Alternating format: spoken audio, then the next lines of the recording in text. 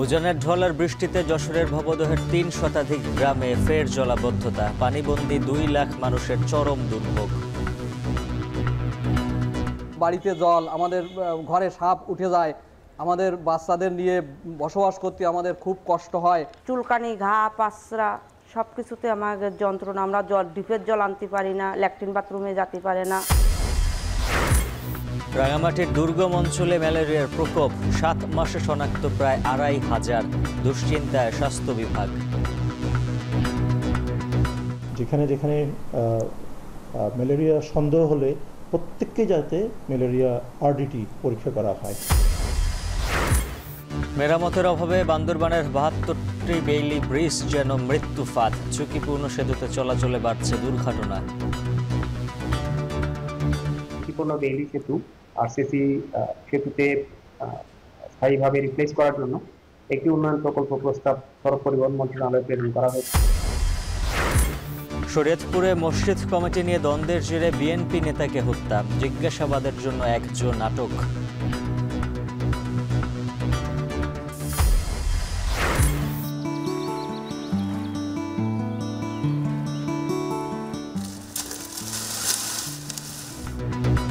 আনারসের সাম্রাজ্য ময়মনসিংহের ফুলবাড়িয়া। চলতি বছর ১০০ কোটি টাকার বাণিজ্যের সম্ভাবনা।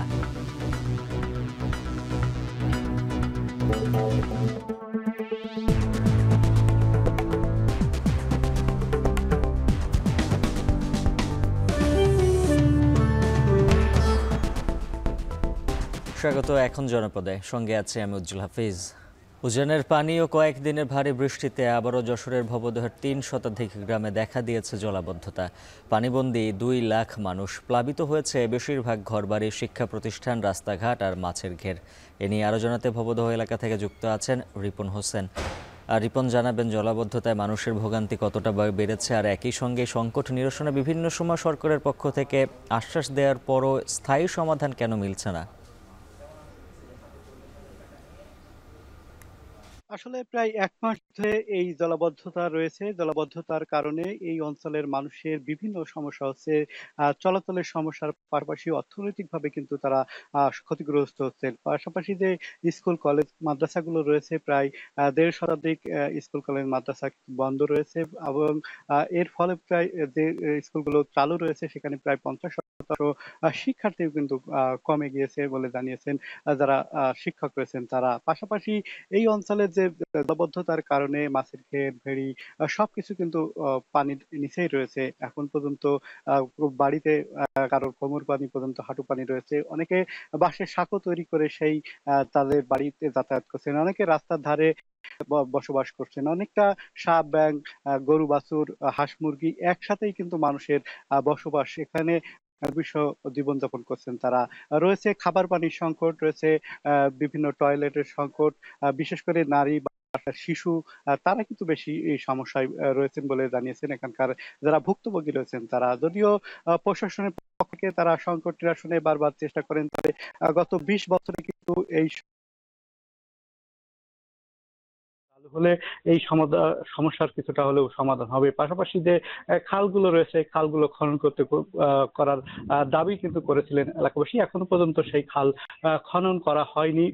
যদিও প্রশাসনের পক্ষ থেকে কর্তৃপক্ষ যারা পানি উন্নয়ন বোর্ডের কর্মকর্তারা বলছেন যে দ্রুত সময়ের মধ্যে যে খাল খনন করা হবে এবং এই যে জলাবদ্ধতা স্থায়ী সমাধানে বিভিন্ন দপ্তর থেকে পরীক্ষা নিরীক্ষা করা হচ্ছে। কি করলে এই জলাবদ্ধতার স্থায়ী সমাধান হবে সেই ক্ষেত্রে পরীক্ষা নিরীক্ষা করে তারা স্থায়ী সমাধানের জন্য একমত হচ্ছেন, এমনটি তারা বলছেন। তারা বলছেন যে স্থানীয় যারা রয়েছেন, যারা এই যে পানি উন্নয়ন বোর্ডের সাথে সংশ্লিষ্ট রয়েছেন, যারা পানি এই জলাবদ্ধতা নিরসনে কাজ করছেন, তারা বলছেন যে এই অঞ্চলের যদি টিআরএম রয়েছে সেই টিআরএম যদি চালু করা হয় তাহলে এই জলাবদ্ধতা নিরসন হবে। মিলে এই ছিল এখান থেকে আমার কাছে সর্বশেষ। উজ্জ্বল হাফিজ। রিপন হোসেন জানাচ্ছিলেন যশোরের ভবদহ এলাকার জলাবদ্ধতার খবর। বন্যার পানি কমলেও দুর্ভোগ কমেনি কুষ্টিয়ার সীমান্তবর্তী দৌলতপুর উপজেলার রামকৃষ্ণপুর ও চিলমারি ইউনিয়নের বানভাসী মানুষের।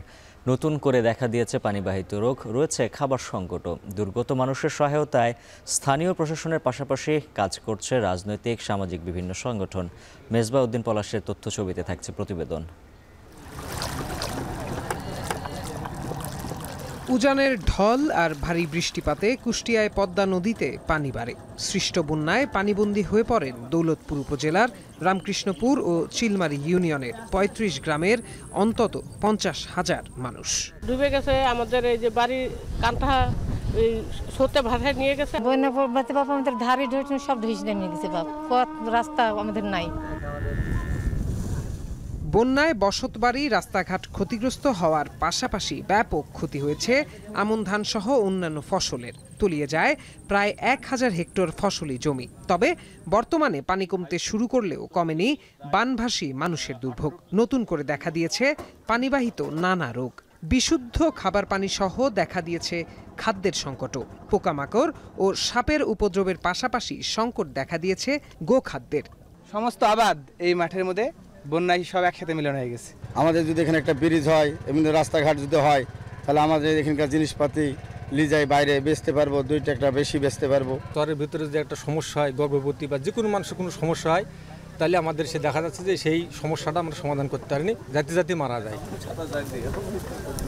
এমন পরিস্থিতিতে বানভাসী মানুষের পাশে দাঁড়িয়েছেন বিভিন্ন রাজনৈতিক ও স্বেচ্ছাসেবী সংগঠন। পাশাপাশি স্থানীয় প্রশাসনের পক্ষ থেকে দেয়া হয়েছে খাদ্য ও স্বাস্থ্যসেবা।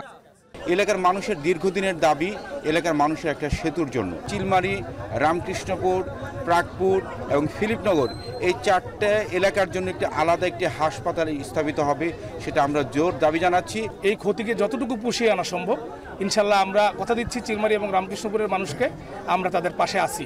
জেলা প্রশাসক স্যার আমাদেরকে 20 টন চাউল দিয়েছিলেন, সেখান থেকে আমরা ত্রাণ বিতরণ করেছি এবং তাছাড়া উপজেলা পরিষদের ইমার্জেন্সি ফান্ড থাকে, সেখান থেকে আমরা কিছু শুকনা খাবার এবং অন্যান্য ত্রাণের বন্দোবস্ত করেছি। কিন্তু আসলে এই ত্রাণটা খুবই অপ্রতুল।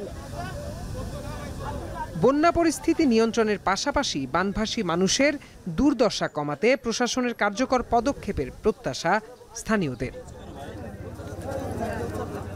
এখন কুষ্টিয়া। জাকসু নির্বাচন ঘিরে সরগরম জাহাঙ্গীরনগর ক্যাম্পাস। তবে সব সংগঠনের পক্ষে এখনও পূর্ণাঙ্গ প্যানেলের ঘোষণা না এলেও থেমে নেই প্রার্থীদের প্রতিশ্রুতি আর অঙ্গীকার। আনুষ্ঠানিক প্রচারণা শুরু না হলেও ছাত্র সংসদের মাধ্যমে বিশ্ববিদ্যালয়ের শিক্ষার্থীদের স্বার্থ রক্ষা আর সংকট দূরীকরণে কাজ করার আশ্বাস বিভিন্ন প্যানেল প্রার্থীদের। আর জানাচ্ছেন সাজিদ আরাফাত।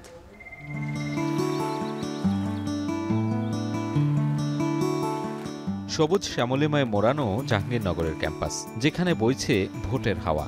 ধীরে ধীরে বাড়ছে জাকসু নির্বাচনের উত্তাপ। আনুষ্ঠানিক প্রচারণা শুরু না হলেও প্রতিদ্বন্দ্বী প্যানেল নিয়ে চলছে চুলচেরা বিশ্লেষণ।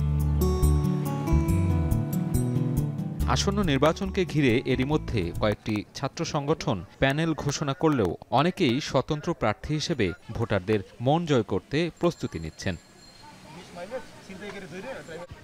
ভোটের মাঠে এবার লড়বে ছাত্রদল, ছাত্র শিবির, গণতান্ত্রিক ছাত্র সংসদ সহ স্বতন্ত্র প্রার্থীরা। আনুষ্ঠানিকভাবে পূর্ণাঙ্গ প্যানেল ঘোষণা না করলেও ছাত্রদলের ব্যানারে ভিপি পদে এগিয়ে আছেন ইংরেজি বিভাগের 2019-20 শিক্ষাবর্ষের শিক্ষার্থী হামিদুল্লাহ সালমান।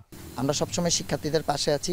শিক্ষার্থীদের নিয়ে বেশ কিছু কাজ আমরা 5ই আগস্ট পরবর্তীতেও করে গিয়েছি এবং বিগত দিনে স্বৈরাচারের আমলে, ফ্যাসিবাদী আমলে অন্যান্য সংগঠন গুপ্ত সুপ্ত অবস্থায় রাজনীতি করলেও আমরা প্রকাশ্যে এই ক্যাম্পাসে রাজনীতিটা করে গিয়েছি। শিক্ষার্থীরা জানে যে এই বিশ্ববিদ্যালয়ের শিক্ষার্থীদের অধিকার আদায় সবসময় কারা সোচ্চার ছিল এবং কারা ছিল না, সেই ফিল্টারটা শিক্ষার্থীরাই করবে।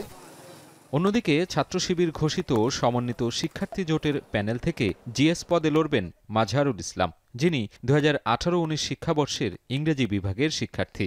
আমাদের প্রায়র যেই প্রায়োরিটি থাকবে সেটি হলো এই ক্যাম্পাসের যে একাডেমিক পরিবেশ, এই ক্যাম্পাসের একাডেমিক পরিবেশটা ফিরিয়ে আনা। এই একাডেমিক পরিবেশটার জন্য সর্বোচ্চ আমাদের কণ্ঠকে উচ্চকিত রাখা। এই সকল নিরাপত্তার বাধা কিংবা জঞ্জালকে আসলে উতরে যেতে পারবো আমরা শিক্ষার্থীরা সবাই মিলে এবং সুন্দর একটি জাকসু আমরা উপভোগ করতে পারবো এবং আমরা একটা সুন্দর নেতৃত্ব গঠন করতে পারবো।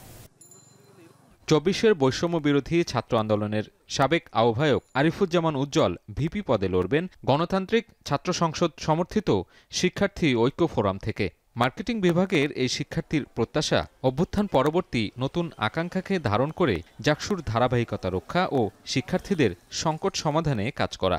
শিক্ষার্থীরা আমাদের উপরেই রায় দিবে, কেননা আমরা আমাদের প্যানেলটি সাজানোর চেষ্টা করেছি। আমরা এই বিশ্ববিদ্যালয়ের আমরা অন্য কোনো রাজনৈতিক দলের সাথে জোটভুক্ত হই নাই, কিন্তু যেসব সচেতন শিক্ষার্থীরা দীর্ঘদিন ধরে শিক্ষার্থীদের জন্য লড়াই করতেছে, বিশ্ববিদ্যালয়ে যে কোনো যৌক্তিক আন্দোলনের সামনের সারিতে নেতৃত্ব দিয়েছে, সেই সকল শিক্ষার্থীদের নিয়ে আমরা আমাদের প্যানেল করার চেষ্টা করেছি। আমরা যদি ডাকসুতে নির্বাচিত হই, আমাদের দায়বদ্ধতার জায়গাটা আরও বড় পরিসরে তৈরি হবে এবং আমাদের কাজের পরিধিটাও বাড়বে। দলীয় প্যানেলের বাইরে স্বতন্ত্র প্রার্থী হিসেবে জাকসুতে লড়ছেন বেশ কয়েকজন শিক্ষার্থী। তাদের অন্যতম একজন সাহিত্য ও সংস্কৃতি ইনস্টিটিউটের আব্দুর রশিদ জিতু। প্রত্যাশা, গতানুগতিক রাজনৈতিক ধারার বাইরে সাধারণ শিক্ষার্থীদের জন্য কল্যাণমূলক কাজই তার মূল লক্ষ্য। আমরা বিশ্বাস করি তারা শিক্ষার্থীদের কল্যাণের কথা বিবেচনা করে যদি জাকসুতে নির্বাচিত হন তারা কাজ করবেন। আমরা অতীতেও দেখেছি যে বিভিন্ন সময় যে রাজনৈতিক দলগুলোর অন্তঃকন্দলের ফলে যে ক্যাম্পাসগুলোতে অস্থিরতা বিরাজ করতো, সেখানে পেশিশক্তি রাজনীতি ছিল, গণরুম কালচার, গেস্ট রুম কালচার এগুলো ছিল। তো আমরা এই কালচার থেকে, পুরনো যে সংস্কৃতি এগুলো থেকে বের হতে চাই। দীর্ঘ ৩৩ বছর পর অনুষ্ঠিত হতে যাওয়া জাকসু নির্বাচন নিয়ে আগ্রহের কমতি নেই শিক্ষার্থী ও প্রার্থীদের মাঝে। দীর্ঘদিনের শূন্যতা কাটিয়ে নানা প্রতিশ্রুতি এখানকার প্রার্থীদের। ভোটাররা বলছেন সব আশঙ্কাকে পাশ কাটিয়ে একটি সুষ্ঠু নির্বাচনের মাধ্যমে চাঙ্গা হবে কেন্দ্রীয় শিক্ষার্থী সংসদ। সাভারের জাহাঙ্গীরনগর বিশ্ববিদ্যালয় থেকে সাজিদ আরাফাত, এখন। রাজশাহী বিশ্ববিদ্যালয়ে কেন্দ্রীয় ছাত্র সংসদ নির্বাচনের মনোনয়ন ফর্ম তোলার সময়সীমা 5 দিন বেড়েছে। এতে বিশ্ববিদ্যালয়ে উৎসব মুখর পরিবেশ বিরাজ করছে। এদিকে নির্বাচন পেছাতে পারে বলে জানিয়েছে নির্বাচন কমিশন।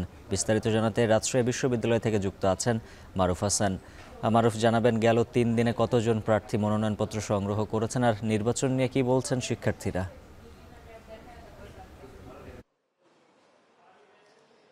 উজ্জ্বল, এখন রাজশাহী বিশ্ববিদ্যালয়ের রাকসু অর্থাৎ রাজশাহী বিশ্ববিদ্যালয় কেন্দ্রীয় ছাত্র সংসদ নির্বাচনের যে আমেজ সেটি কিন্তু গতকাল দেখার মতো ছিল। তবে আজকে সকাল থেকে এখানে আমরা অবস্থান করছি, এখন পর্যন্ত কোনো প্রার্থীকে আমরা এখানে দেখতে পাইনি যারা মনোনয়ন ফর্ম তুলতে আসছেন, বা এমন কাউকে আমরা দেখিনি। তবে নির্বাচন কমিশনারের যে জরুরি মিটিং সেটি কিন্তু ভিতরে চলছে।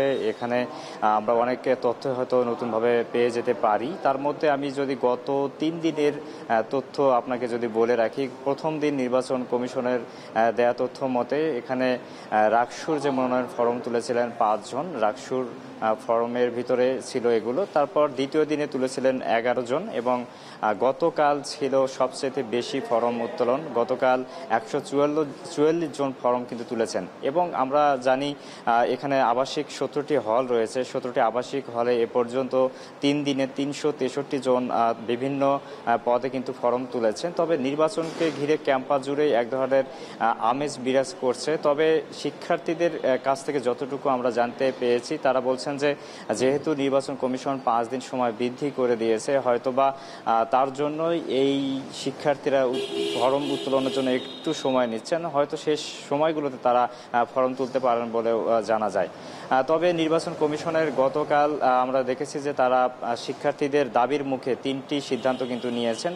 প্রথম সিদ্ধান্ত সেটি হচ্ছে হলগুলো থেকে একাধিক ভবনে নির্বাচনের যে কেন্দ্র সেটি স্থাপন করা হবে এবং নির্বাচনের যে তালিকা প্রকাশ করা হয়েছিল সেই তালিকায় ছবি সংযুক্ত তালিকা প্রকাশ করা হবে। পাশাপাশি নির্বাচনের যে তারিখ সেটি মনোনয়ন ফর্ম উত্তোলনের তারিখ গতকাল পর্যন্ত ছিল, সেটি কিন্তু 5 দিন বৃদ্ধি করে 31 তারিখ পর্যন্ত বৃদ্ধি করা হয়েছে। এবং আরও শিক্ষার্থীদের কিছু দাবি ছিল, তার মধ্যে 2024-25 সেশনে অর্থাৎ প্রথম বর্ষে যারা ভর্তি হয়েছেন তাদেরকেও যাতে এই নির্বাচনে অংশগ্রহণের সুযোগ দেওয়া হয়, এই দাবিটিও আছে। পাশাপাশি এখানে যতটুকু আমরা জানতে পেরেছি নির্বাচন কমিশনের গতকাল তথ্য মতে, তারা বলছেন যে নির্বাচন হয়তোবা পিছিয়ে যেতেও পারে। তবে এই সিদ্ধান্ত হয়তোবা কিছুক্ষণের মধ্যে আমরা জানতে পারবো তাদের মিটিং শেষে।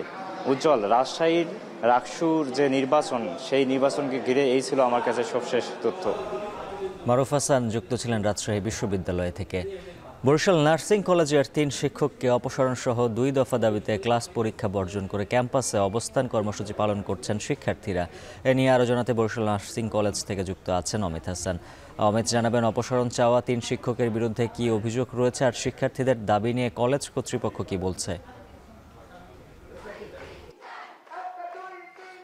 উজ্জ্বল, একটু জানিয়ে রাখি, আজকে 4র্থ দিনের মতো বরিশাল নার্সিং কলেজের শিক্ষার্থীরা এই অবস্থান কর্মসূচি পালন করছেন। এছাড়া ক্লাস বর্জন, পরীক্ষা বর্জন করে তারা কিন্তু এই অবস্থান কর্মসূচি পালন করছেন এবং তারা অভিযোগ করছেন গত 6 মে তাদের একটি আন্দোলন চলছিল। সেই আন্দোলন চলাকালে তাদের উপর অতর্কিত হামলা করা হয় এবং সেই হামলার পেছনে এই 3 শিক্ষকের হাত ছিল বলে তারা একটি দাবি করেন এবং সেই দাবির প্রেক্ষিতেই তারা সেই সময়ই কিন্তু 3 শিক্ষকের অপসারণের দাবিতে সচিবালয়ে চিঠি দিয়েছেন কিংবা মন্ত্রণালয়গুলোতে চিঠি দিয়েছিলেন এবং তাদের সাথে কথা হয়েছিল যে তদন্ত সাপেক্ষে তাদের যে দাবিগুলো রয়েছে সেগুলো মেনে নেওয়া হবে। তবে শিক্ষার্থীরা বলছেন সেই দাবি 3.5 মাস পেরিয়ে গেলেও এখন পর্যন্ত পূরণ হয়নি এবং সেই যে 3 শিক্ষক তারা এখনো ক্যাম্পাসে ঘুরছেন, ক্লাস করছেন এবং ক্লাস রুটিনগুলোতেও তাদের নাম রয়েছে, যার কারণে আসলে সেই দাবিগুলোর প্রেক্ষিতেই কিন্তু তারা এখনো আন্দোলন করছেন এবং এই 3 শিক্ষককে যত দ্রুত সময়ের মধ্যে অপসারণের দাবি তারা করছেন। এবং তারা আরও একটি কথা বলছেন যে এই 3 শিক্ষক থাকার কারণে তাদের যে ক্যাম্পাসের নিরাপত্তা সেটি বিঘ্নিত হচ্ছে এবং ক্লাস শ্রেণীকক্ষের যে সুষ্ঠু পরিবেশ সেটিও বিঘ্নিত হচ্ছে, যার কারণে অনতিবিলম্বে এই 3 শিক্ষকের যে অপসারণ সেটি কিন্তু তারা চাচ্ছেন এবং সে কারণেই 4 দিনের মতো তারা কিন্তু এই আন্দোলনটি করছেন এবং এতে কিন্তু তাদের যে clinical practice, lab practice, class বর্জন এবং পরীক্ষা বর্জন করে তারা কিন্তু এই আন্দোলনে নেমেছেন এবং এতে কিন্তু বরিশাল নার্সিং কলেজের বেসিক বিএসসি এই নার্সিং কোর্সের যারা শিক্ষার্থীরা রয়েছেন তারা কিন্তু সকাল থেকেই এই আন্দোলনের সাথে যুক্ত হচ্ছেন এবং বিভিন্ন ধরনের ব্যানার ফেস্টুন নিয়ে তারা কিন্তু স্লোগান দিচ্ছেন এবং তারা আরও একটি কথা বলছেন যে দীর্ঘদিন হয়ে গেলেও আসলে প্রশাসন কোনো ধরনের পদক্ষেপ না নেওয়ার কারণে তারা কিন্তু আজকে প্রতিবাদ হিসেবে চোখে কালো কাপড় বেঁধেছে এবং কালো ব্যাজ ধারণ করেছে এবং গতকালকেও আমরা দেখেছি তারা যে 3 শিক্ষকের বিরুদ্ধে তাদের যে অভিযোগ সেই অভিযোগের প্রেক্ষিতে তারা কিন্তু লাল কার্ড প্রদর্শন করেছিল এবং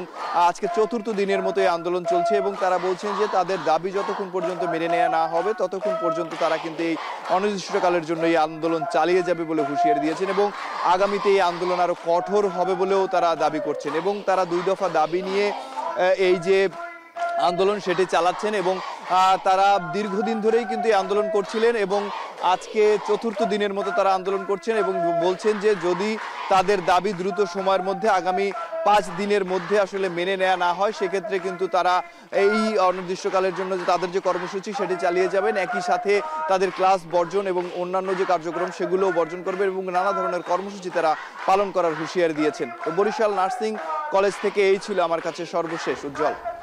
অমিত হাসান জানাচ্ছিলেন বরিশাল নার্সিং কলেজ থেকে শিক্ষার্থীদের অবস্থান কর্মসূচির খবর। রাঙামাটিতে বাড়ছে ম্যালেরিয়ার প্রকোপ। গেল 7 মাসে 2426 জন আক্রান্ত আর 2 শিশুর মৃত্যুতে বাড়ছে ভীতি।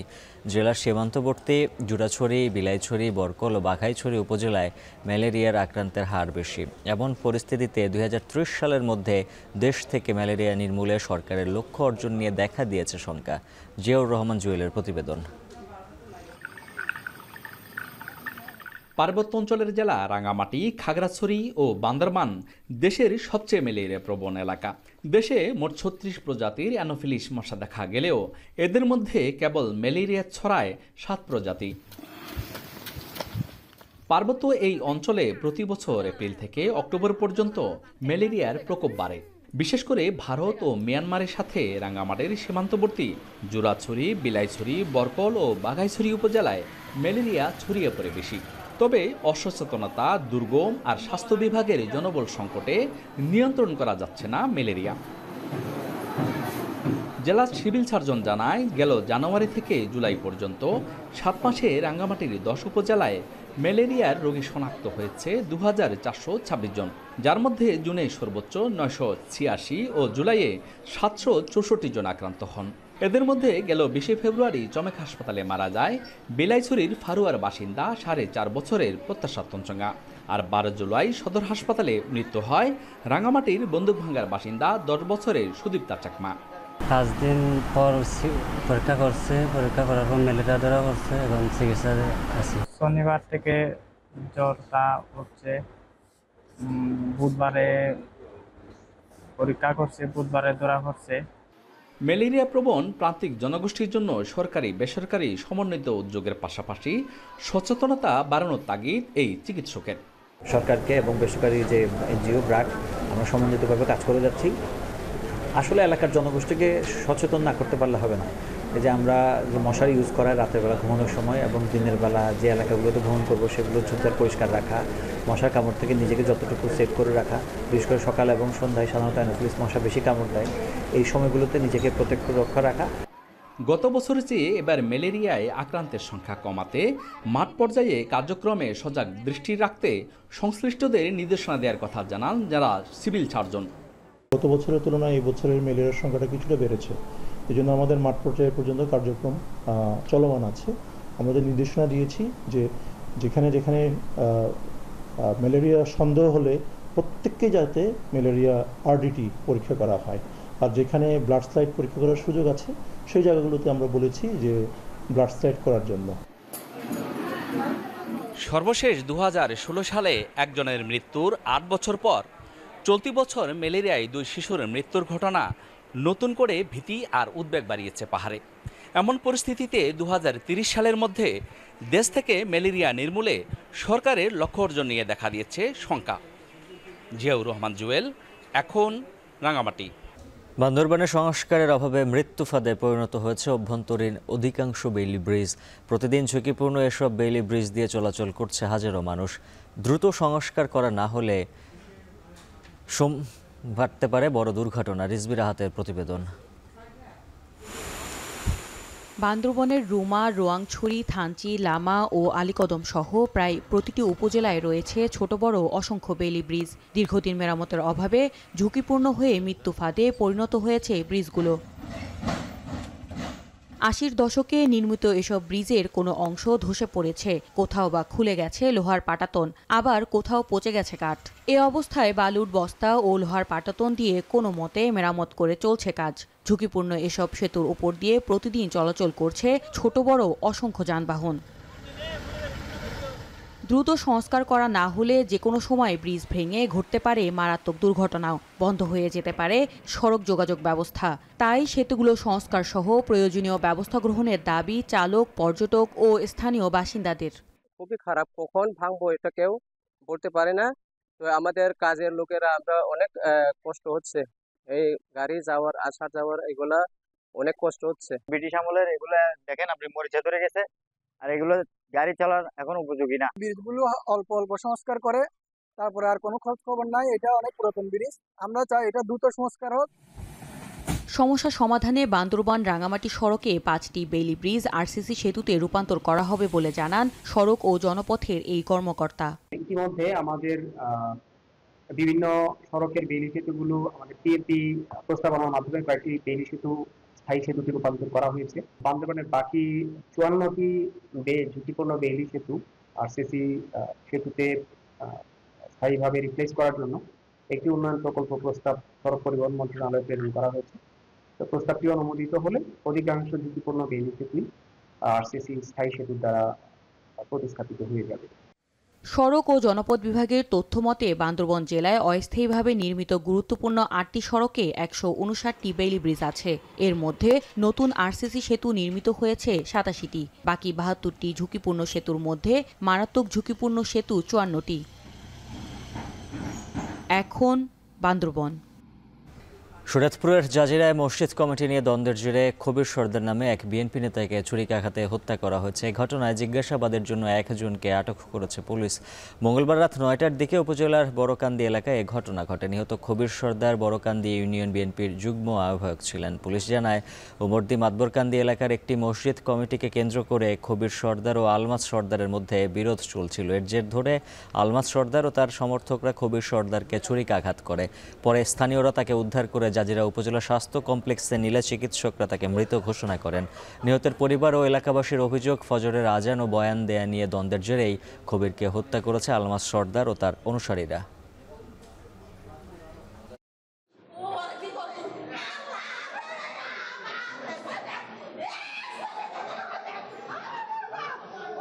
মাছ ছুরি নিয়ে বাইরেছে, এখানে আমি সামনে গেছি দেখে ছুরিটা পার দেবো, আমি পিছিয়ে গেছি, পিছিয়ে দেওয়ার পরে ও আলমাস দৌড় দিছে, দৌড় দিয়া আবার ওই কবির সর্দার সবাই দৌড়ে গেছে।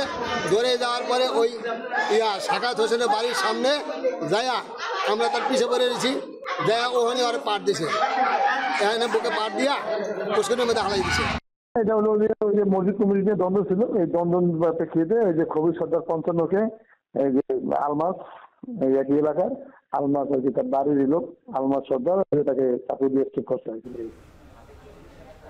কক্সবাজারের নাজিরা টেকের বাকখালী নদীর মোহনা থেকে 4,60,000 পিস ইয়াবা সহ একটি মাছ ধরার ট্রলার জব্দ করেছে র্যাব। এ সময় মাদক পাচারের সঙ্গে জড়িত 9 জনকে আটক করা হয়।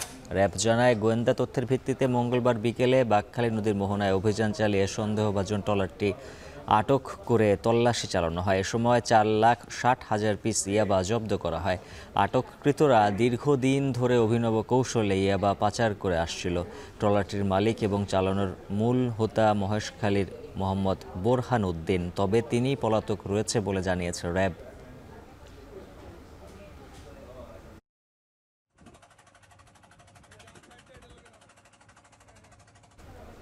চুয়াডাঙ্গার দামুড়হুদা উপজেলার ছয়ঘরিয়া গ্রামে অভিযান চালিয়ে 1 কেজি 162 গ্রাম ওজনের 8টি স্বর্ণের বারসহ 2 জন পাচারকারীকে আটক করেছে বিজিবি, যার বাজার মূল্য 1,72,00,000 টাকা। বিজিবি জানায়, সীমান্তবর্তী ছয়ঘরিয়া গ্রাম দিয়ে চোরাকারবারীরা ভারতে স্বর্ণ পাচার করবে এমন গোয়েন্দা তথ্যের ভিত্তিতে বিজিবির একটি দল সড়কে অবস্থান নেয়। এ সময় সন্দেহভাজন 2 জন মোটরসাইকেল চালককে সংকেত দেয়া হলে তারা পালিয়ে যাওয়ার চেষ্টা করে।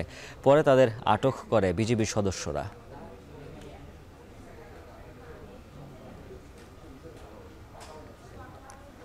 চাঁপাইনবাবগঞ্জের নাচলে বিদ্যুৎস্পৃষ্টে মা ও মেয়ের মৃত্যু হয়েছে। ভোরে উপজেলার নেজামপুর দক্ষিণ পাড়ায় এই ঘটনা ঘটে। স্থানীয়রা জানান, বসত বাড়িতে ব্যাটারি চালিত অটোরিকশা বৈদ্যুতিক চার্জ দেয়া ছিল। অটোরিকশায় থাকা ব্যাগ নিতে গিয়ে বিদ্যুৎস্পৃষ্ট হন হাওয়া বেগম। তাকে বাঁচাতে গিয়ে মেয়ে আয়েশা বেগমও বিদ্যুতায়িত হয়ে ঘটনাস্থলেই মারা যান। খবর পেয়ে পুলিশ মা ও মেয়ের মরদেহ উদ্ধার করে।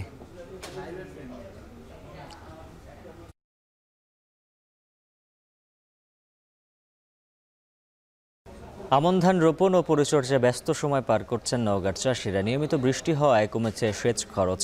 বিস্তারিত জানাতে সদর উপজেলার নলগাড়া থেকে যুক্ত আছেন সহকর্মী আব্বাস আলী। আব্বাস, জানাবেন, চলতি মৌসুমে জেলায় আমন আবাদের লক্ষ্যমাত্রা কত নির্ধারণ করা হয়েছে?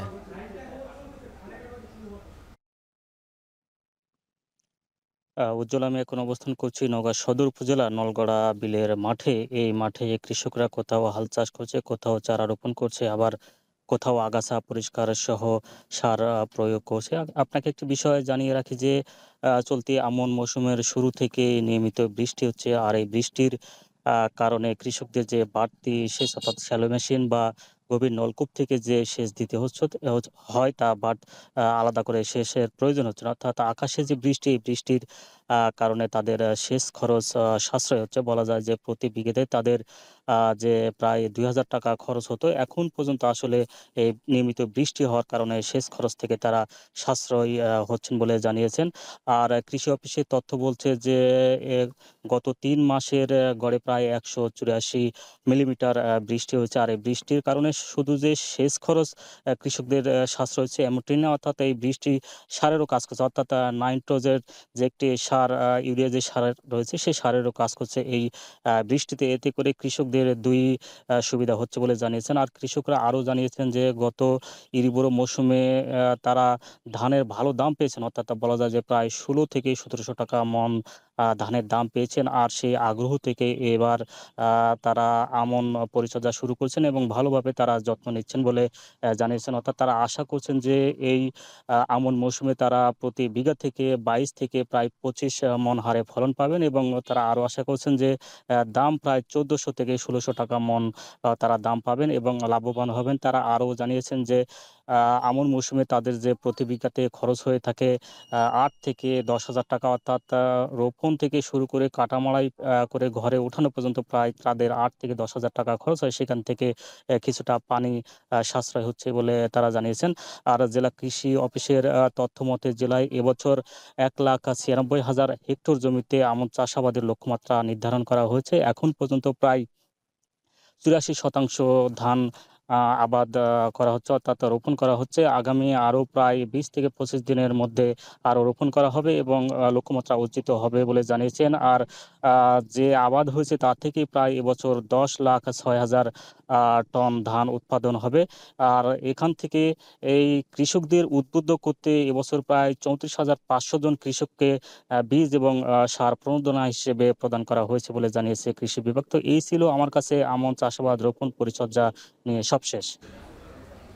আব্বাস আলী জানাচ্ছিলেন নওগাঁ থেকে আমন আবাদের খবর।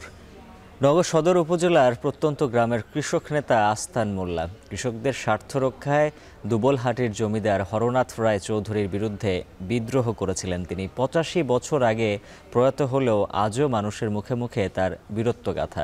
নওগাঁ থেকে আব্বাস আলীর পাঠানো তথ্যে থাকছে প্রতিবেদন। জমিদারদের অন্যায় খাজনা ও শাসনের বিরুদ্ধে যখন কেউ কথা বলতে ভয় পেত, তখন সেই ভয় ভাঙার সাহস দিয়েছিলেন নওগাঁর আস্তান মোল্লা। কৃষকদের নিয়ে গড়ে তুলেছিলেন আন্দোলন। প্রায় 150 বছর পরও মানুষের মুখে মুখে তার বীরত্বের গল্প। হাসাইগাড়ি গ্রাম বর্ষায় পানি বেষ্টিত আর শুষ্ক মৌসুমে ধান চাষে ব্যস্ত এই গ্রামেই 1850 সালে জন্ম নেন আস্তান মোল্লা। কৃষক পরিবারের সন্তান হয়েও ছিলেন প্রজাদের ভরসা। 1940 সালে 90 বছর বয়সে নওগাঁ সদর হাসপাতালে তার মৃত্যু হয়। মৃত্যুর পর প্রায় 100 বছর হয়ে গেল। উনি বিভিন্ন কাজ কারবার করে গেছেন, আমার আব্বার আমাকে শোনা। এই বাড়িতেই আস্তান মোল্লা বসবাস বহুদিন থেকে করে গেছে, কিন্তু এখনও সে বাড়িটা অক্ষয় হয়ে পড়ে আছে। 18 শতকের শেষ দিকে দুবলহাটির জমিদার অতিরিক্ত খাজনা, জমি পত্তন ও প্রজাদের উপর একের পর এক অন্যায় চাপিয়ে দেন। এমনকি মুসলিম কৃষকদের কোরবানি দেয়া ও গাভী দিয়ে হাল চাষও হয় নিষিদ্ধ। এতে বিক্ষুব্ধ হয়ে ওঠেন চাষিরা। প্রতিবাদে 1893 সালে আস্তান মোল্লার নেতৃত্বে প্রায় 50,000 কৃষক অর্ধশত গ্রামের মানুষকে নিয়ে গড়ে তোলেন এক কৃষক আন্দোলন। 7 বছর ধরে চলা এই আন্দোলনে জমিদারকে খাজনা বৃদ্ধির সিদ্ধান্ত থেকে সরে আসতে হয়। 1932 সালে নওগাঁ কোর্টে শান্তি চুক্তির মামলা রায়ও গিয়েছিল কৃষকদের পক্ষে। এরপর রাজার অন্যায়ের বিরুদ্ধে বেশ কিছু প্রতিবাদ গড়ে তোলেন তিনি। উনি সবসময় দুবলহাটির রাজা যে কখনো বা অন্যায় বা কোনো করলে তার প্রতিবাদ করতেন। আস্তান মোল্লা ছোটখাটো মানুষ, একটু দাঁড়িয়ে আছে, অল্প টুপি মাথায় দেয়, এই ফতুয়ার মতন জামা পরে, মানুষের সঙ্গে খুব ভালো আচরণ, সকলের প্রিয় পাত্র। বলে যে খাজনা আমরা দিব না। উনি নেতৃত্ব দিয়েছিলেন দুবলহাটির বিভিন্ন আন্দোলনে। সবচাইতে বড় কথা, সেই সময় দুবলহাটির রাজা হরনাথের অন্যায়ভাবে যে কর বৃদ্ধি করেছিল, সে কর বৃদ্ধির প্রতিবাদে উনি আন্দোলন করেছিলেন। হিন্দু মুসলমান সবাইকে নিয়ে উনি সে আন্দোলন করেছিলেন। নওগাঁ শহরে 1992 সালে তার নামে প্রতিষ্ঠিত হয় আস্তান মোল্লা কলেজ। 2,500 শিক্ষার্থী নিয়ে শিক্ষা বিস্তারে এগিয়ে রয়েছে এই প্রতিষ্ঠান। শুধু তাই নয়, আস্তান মোল্লার স্মৃতি ধরে রাখতে দুবলহাটির গোয়ালি থেকে কাঠখুইর পর্যন্ত সড়কটিতে আস্তান মোল্লার সংক্ষিপ্ত জীবনী সম্বলিত স্মৃতিফলক সংযোজনের দাবি জানান স্থানীয়রা। এখানকার শিক্ষার গুণগত মান কোনো অংশে অন্যান্য কলেজের চাইতে কম নয়, ভালোই। এখানে পড়াশোনা, শৃঙ্খলা সব কিছুই। এই রাস্তাটা আস্তান মোল্লা নামে পরিচিত। এখন আমরা জানা মতো কোনো সাইনবোর্ড বা নাম ফলক নাই।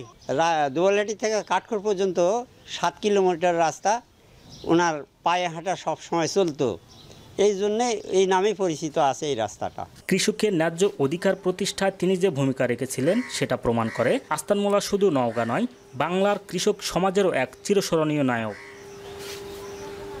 আব্বাস আলী, এখন নওগাঁ। ময়মনসিংহের ফুলবাড়িয়ার সন্তোষপুর বনাঞ্চল এলাকা যেন এক টুকরো আনারসের সাম্রাজ্য। ফুলবাড়িয়ার মিষ্টি মধুর আনারসের কদর এখন দেশ জুড়ে। স্বাদে গন্ধে অতুলনীয় হওয়ায় দেশের বিভিন্ন এলাকা থেকে আসছেন পাইকাররা। তবে ভাঙা সড়কে ভোগান্তিতে পড়তে হচ্ছে কৃষক ও ব্যবসায়ীদের। কৃষি বিভাগ বলছে চলতি বছর 100 কোটি টাকার আনারস বিক্রি হবে। বিস্তারিত ইমতিয়াজ আহমেদের প্রতিবেদনে ছবি তুলেছেন জাহাঙ্গীর আকন্দ।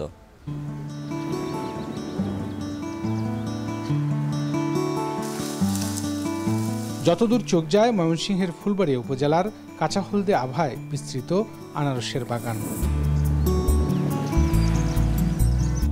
সকালের সূর্য উঁকি দিচ্ছে পাতার আড়ালে, আর কাঁচা পাকা আনারসের ঘ্রাণে যেন মাতাল চারপাশ। জমি থেকে পাকা আনারস তুলে থরে থরে সাজিয়ে রাখা হয় সড়কের পাশে, আর সেখান থেকেই ট্রাকে তুলে আনারস নিয়ে যাওয়া হয় বিভিন্ন এলাকায়। রাস্তাঘাট খারাপের লেগেই আমাদের আনারসটা সময় মতো রুটে আনতে পারি না। বছরের থেকে এই বছর ভালো, কিন্তু আমরা কষ্ট করতেছি রাস্তাঘাটের জন্য। রাস্তাঘাটের মোটেই ভালো না, যেদিকে যাই খালি ভাঙ্গা আর ভাঙ্গা।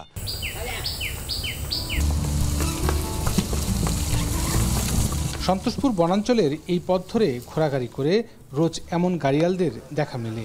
আনারসের চারা রোপণ থেকে শুরু করে বাজারজাত পর্যন্ত অনেকের জীবিকা নির্বাহ হয় এভাবেই। এছাড়া আনারসের পাতা সংগ্রহ করেও আয়ের পথ হয়েছে একদল নারী শ্রমিকের।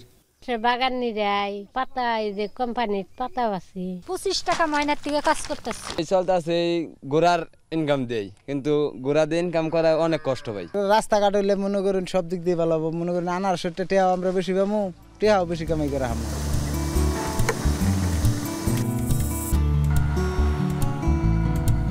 বেলা বাড়ার সাথে সাথে সাইকেলে করে আনারস নিয়ে হাটে যাবার তারা কৃষকের। টাঙ্গাইল জেলার মধুপুর, ঘাটাইল এবং ময়মনসিংহের ফুলবাড়ী উপজেলার সীমান্তবর্তী গারোবাজারে মৌসুমে প্রতিদিন বসে বিশাল হাট, যেখানে প্রতিদিন বিক্রি হয় প্রায় কোটি টাকার আনারস। মৌসুমে যা ছাড়ায় 2 থেকে 250 কোটি টাকা।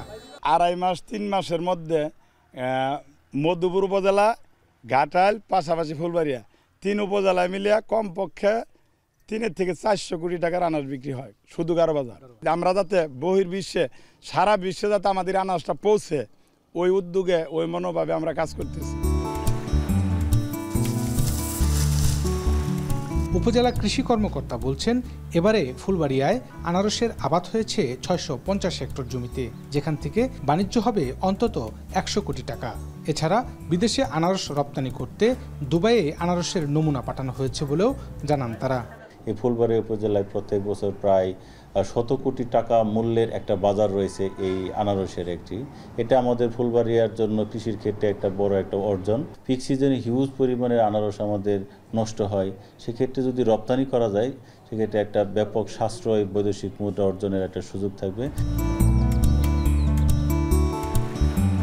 প্রথমে জায়ান্ট কিউ জাতের আনারসের আবাদ দিয়ে শুরু হলেও গত বেশ কয়েক বছর ধরে হানি কুইন নামে ছোট জাতের আনারসের চাষ শুরু হয়েছে ফুলবাড়িয়ায়। ইমতিয়াজ আহমেদ, এখন, ময়মনসিংহ। জিআই স্বীকৃতি পেল ময়মনসিংহের ফুলবাড়িয়ার হাতে তৈরি লাল চিনি। এতে আনন্দিত ফুলবাড়িয়ার অন্তত 20 গ্রামের আখ চাষিরা। বিস্তারিত জানাতে ফুলবাড়িয়া থেকে যুক্ত আছেন সহকর্মী ইমতিয়াজ আহমেদ। ইমতিয়াজ, জানাবেন জিআই স্বীকৃতি পাওয়ায় আখ চাষিদের প্রতিক্রিয়া কেমন, আর সেই সাথে রপ্তানি বা এর বাণিজ্যিক সম্ভাবনা নিয়ে কৃষি বিভাগ কি বলছে?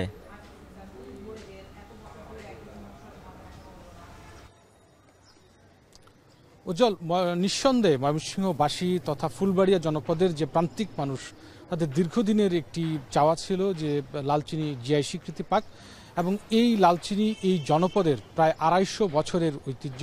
আমার জানা মতে আসলে পৃথিবীর কোথাও আসলে এই রকম বিরল চিনির, হাতে তৈরি চিনির নজির আছে কিনা সেটা আমার জানা নেই। তবে ময়মনসিংহের ফুলবাড়িয়া উপজেলায় এখনও আসলে খুব মিহি দানার, একটু বাদামি রং হয়। এই চিনিটি সম্পূর্ণ হাতে তৈরি করে আসছে এই ফুলবাড়ী উপজেলার একদল আখ চাষি। তারা এইটি যুগ যুগ ধরে বংশ পরম্পরায় এই চিনিটি কিন্তু তারা তৈরি করে আসছে, এবং এই চিনির তৈরির পেছনে কিন্তু অন্তত 20টি গ্রামের 2,500 থেকে 3,000 পরিবার এখন এই চিনিটি তৈরি করে আসছেন। একসময় ফুলবাড়ী উপজেলার প্রত্যেকটি গ্রামেই কিন্তু আখের চাষাবাদ হতো, এই চিনি হতো। সুতরাং চিনি বলতে লাল চিনিটাকেই চিনত মানুষ।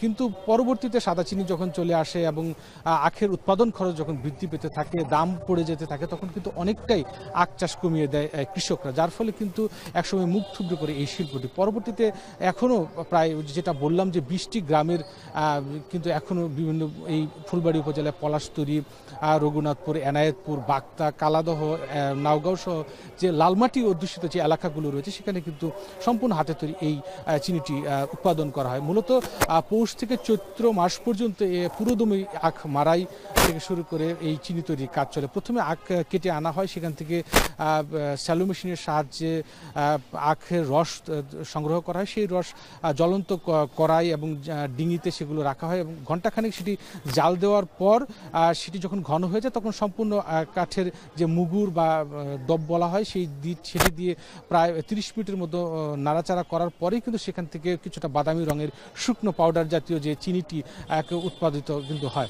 এবং বর্তমান কৃষি বিভাগ যেটি আমাদেরকে জানিয়েছেন 650 হেক্টর জমিতে ফুলবাড়ী উপজেলায় আখের আবাদ হয়েছে, যেখান থেকে 8000 মেট্রিক টন লাল চিনি উৎপাদন হবে, যেটির বাজার মূল্য বর্তমান প্রতি মণ লাল চিনির মূল্য 8000 টাকা, প্রায় 100 কোটি টাকার উপরে কিন্তু এখানকার কৃষকরা লাল চিনি বিক্রি করতে পারবেন। যেহেতু জিআই স্বীকৃতিটা পেয়েছে, এখন যেটি কৃষি বিভাগ চাচ্ছেন যে বিএসটিআই অনুমোদনের জন্য কৃষকদের একটি সমিতি করা এবং এই অনুমোদনের জন্য তারা সহযোগিতা করবেন, তারপরে কিন্তু বাজারজাতকরণের একটা সুযোগ তৈরি হবে এবং বিশ্ববাজারে বিদেশে রপ্তানি করার ক্ষেত্রে কিন্তু আর কোনো পরবর্তীতে কোনো বাধা থাকবে না। সুতরাং এটি একটি অর্থনীতির এই অঞ্চলের একটা বড় বিপ্লব আনতে যাচ্ছে এবং এটি যদি বাইরে রপ্তানি করা যায় এবং দেশের বিভিন্ন বাজারে যদি এটি বাজারজাত করা যায়, নিঃসন্দেহে এটি কিন্তু একদিকে যেমন বৈদেশিক অর্থ আমাদের রিজার্ভ বাড়াবে, সেই সাথে অন্যদিকে আমাদের বৈদেশিক মুদ্রাও কিন্তু অর্জন হবে এবং বাংলাদেশে এই যে আখ চাষি রয়েছে প্রত্যন্ত অঞ্চলে সেটি তারাও কিন্তু সমৃদ্ধ হবে।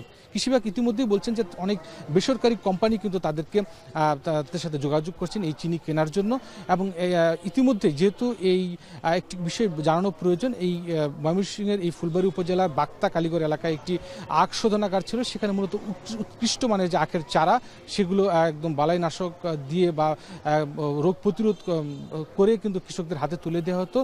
1996-এর দিকে সেটি প্রতিষ্ঠিত হয়েছে, পরবর্তীতে 2006-7 সালের দিকে সেটি বন্ধ হয়ে যায় এবং দীর্ঘ 20 বছর সেটি কিন্তু বন্ধ রয়েছে এবং সেটি কিভাবে পুনরায় চালু করা যায় এবং যেহেতু এখনও কিন্তু সেই পুরনো জাতগুলোই কৃষকরা ব্যবহার করছেন 90 ভাগ জমিতে এবং কিছু কিছু ঈশ্বরদী 41, ঈশ্বরদী 42 জাতের যে আখের চারাগুলো সেগুলো রোপণ করছেন, কিভাবে উন্নত জাত সম্প্রসারণ করা যায়, আখের আবাদ বৃদ্ধি করা যায়, সেই বিষয়টি নিয়ে কিন্তু কৃষি বিভাগ ভাবছে।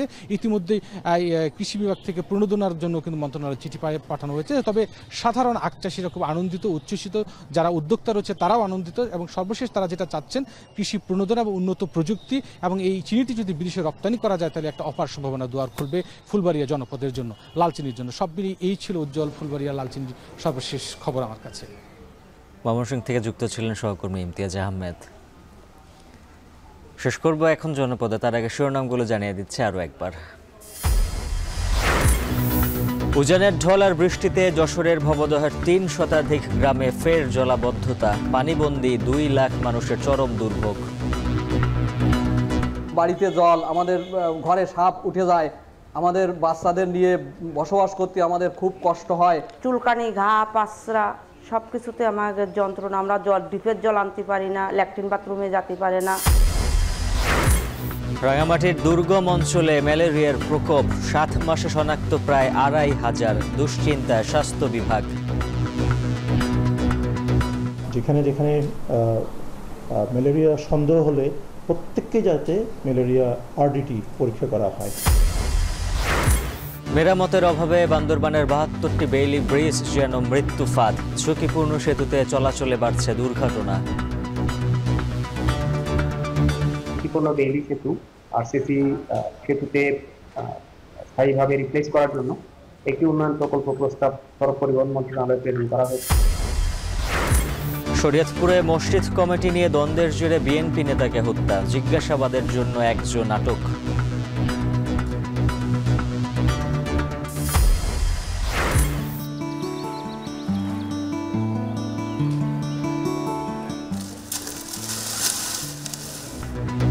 আনারসের সাম্রাজ্য ময়মনসিংহের ফুলবাড়িয়া, চলতি বছর 100 কোটি টাকার বাণিজ্যের সম্ভাবনা।